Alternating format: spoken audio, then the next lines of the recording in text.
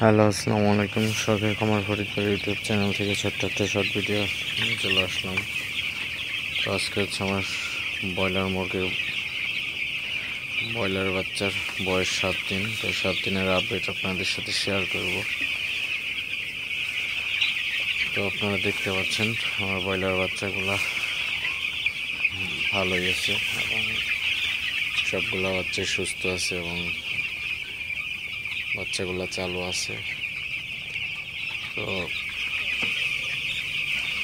তো একটা জিনিস হচ্ছে বোর্ডিং করার পরে এখানে বাচ্চা ছাড়ার পর আমার একটা বাচ্চাও কাটে নাই, ঠিক আছে।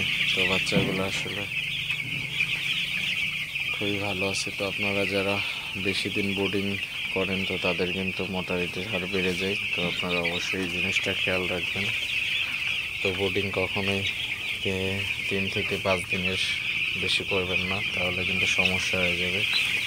তো বাচ্চার কিন্তু মর্টালিটির হার অনেক বেড়ে যায়।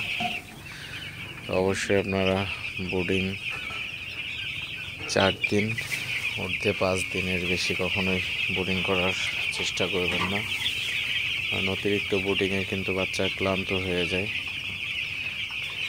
তো বাচ্চা ক্লান্ত হয়ে গেলে কিন্তু বাচ্চার ওই ক্লান্তিটা কাটায় উঠতে কিন্তু আসলে সময় লেগে যায়। তো ওই বাচ্চা কিন্তু আসলে গ্রোথ আসতে কিন্তু সমস্যা হয়। তো অবশ্যই আপনারা খেয়াল রাখবেন যে বাচ্চার 4 দিনের মধ্যে বাচ্চাগুলো আসলে ছেড়ে দেবেন বোর্ডিং থেকে। তো বোর্ডিং থেকে ছাড়ার পরে আপনারা তো ফুল শেডে বাচ্চাগুলো ছাড়বেন না। তো 1000 বাচ্চা হলে আপনারা 300 থেকে 350 স্কোয়ার ফিট জায়গার মধ্যে বাচ্চাগুলো ছাড়বেন, তাহলে কিন্তু বাচ্চাগুলো আসলে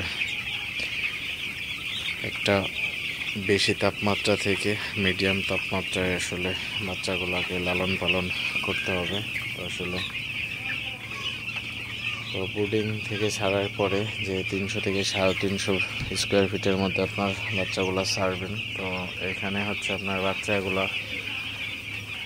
12 থেকে 15 দিন বয়স পর্যন্ত এখানে রাখবেন। তো তারপরে হচ্ছে আপনার বড় শেডে ছেড়ে দিবেন, যে অরিজিনাল যেটা মাপ আছে ব্রয়লারের জন্য 1.5 স্কোয়ার ফিট, তো সেই জায়গাটায় ছেড়ে দিবেন। তো ভিডিওটি আর বেশি বড় করবো না, সবাই ভালো থাকবেন, সুস্থ থাকবেন। শখের খামার ফরিদপুর ইউটিউব চ্যানেলটি অবশ্যই সাবস্ক্রাইব করবেন, লাইক করবেন, কমেন্ট করবেন এবং শেয়ার করে অন্য ভাইদের দেখার সুযোগ করে দিবেন। তো দেখা আবার নতুন ভিডিওতে নতুন কোনো তথ্য নিয়ে। সে পর্যন্ত সবাই ভালো থাকবেন। আল্লাহ হাফিজ।